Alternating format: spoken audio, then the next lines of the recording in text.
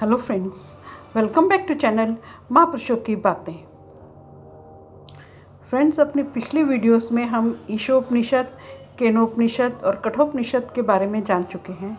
अब हम प्रश्नोपनिषद के बारे में जानेंगे। यह हिंदू धर्म के 108 उपनिषदों की सूची में चौथे स्थान पर सूचीबद्ध एक प्राथमिक उपनिषद है। यह अर्थवेद के पिप्लात शाखीय ब्राह्मण भाग के अंतर्गत है। इस उपनिषद में पिप्लात ऋषि ने सुकेशा आदि 6 ऋषियों के 6 प्रश्नों का क्रम से उत्तर दिया है, इसलिए इसका नाम प्रश्नोपनिषद हो गया। प्रश्नोपनिषद के प्रथम प्रश्न के पहले श्लोक में उल्लेख है, भारद्वाज के पुत्र सुकेशा, ऋषि कुमार सत्यकाम, गर्ग गोत्र में उत्पन्न सोइनी, कौशल देश निवासी आश्वलायन, विदर्भ देशीय भार्गव और कत्य से के प्रपौत्र कबंधी, वेदाभ्यास के परायण और ब्रह्मनिष्ठ अर्थात श्रद्धापूर्वक वेदानुकूल आचरण करने वाले थे। एक बार ये 6 ऋषि पारब्रह्म परमेश्वर की जिज्ञासा से एक साथ बाहर निकले। इन्होंने सुना था कि पिप्लात ऋषि इस विषय में विशेष रूप से जानते हैं, अतः ये सोचकर कि पारब्रह्म के संबंध में हम जो कुछ जानना चाहते हैं वह सब ये हमें बता देंगे। ये लोग जिज्ञासु के वेश में हाथ में संविधा लिए हुए महर्षि पिप्लात के पास पहुँचे।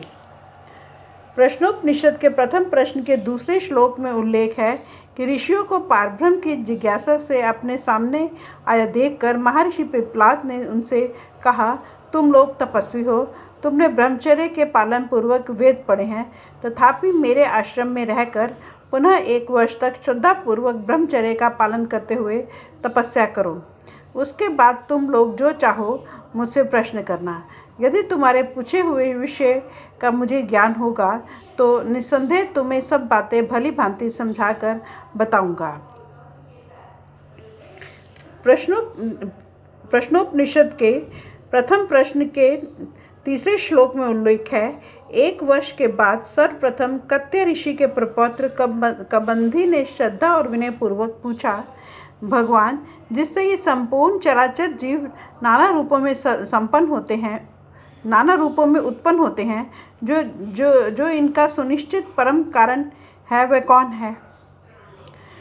प्रश्नोपनिषद के प्रथम प्रश्न के चौथे श्लोक में उल्लेख है, कबंधी ऋषि का यह प्रश्न सुनकर महर्षि पिप्लात बोले, यह बात वेदों में प्रसिद्ध है कि संपूर्ण जीवों के स्वामी परमेश्वर को सृष्टि के आदि में जब प्रजा उत्पन्न करने की इच्छा हुई, तब उन्होंने संकल्प रूप तप किया। तब से उन्होंने सर्वप्रथम रई और प्राण, इन दोनों का एक जोड़ा उत्पन्न किया। उसे उत्पन्न करने का उद्देश्य यह था कि ये दोनों मिलकर मेरे लिए नाना प्रकार की सृष्टि उत्पन्न करेंगे। प्रश्नोपनिषद के प्रथम प्रश्न के 5वें श्लोक में उल्लेख है, पिप्लात ऋषि कहते हैं, यह संपूर्ण जगत प्राण और रई के संयोग या सम्मिश्रण से बना है। इसलिए यद्यपि इन्हें पृथक करके नहीं बताया जा सकता, तथापि तुम इस प्रकार समझो कि यह सूर्य जो हमें प्रत्यक्ष दिखाई देता है, यही प्राण है तथा चंद्रमा ही रई है। समस्त प्राणियों के स्थूल शरीरों का पोषण इस चंद्रमा की शक्ति को पाकर ही होता है। हमारे शरीरों में ये दोनों शक्तियाँ प्रत्येक अंग प्रत्यंग में व्याप्त हैं। उनमें जीवनी शक्ति का संबंध सूर्य से है और मांस, मेद आदि स्थूल तत्वों का संबंध चंद्रमा से है। फ्रेंड्स, अपनी इस वीडियो को आज हम यहीं समाप्त करते हैं। अगली वीडियो में आके पढ़ेंगे। Thank you.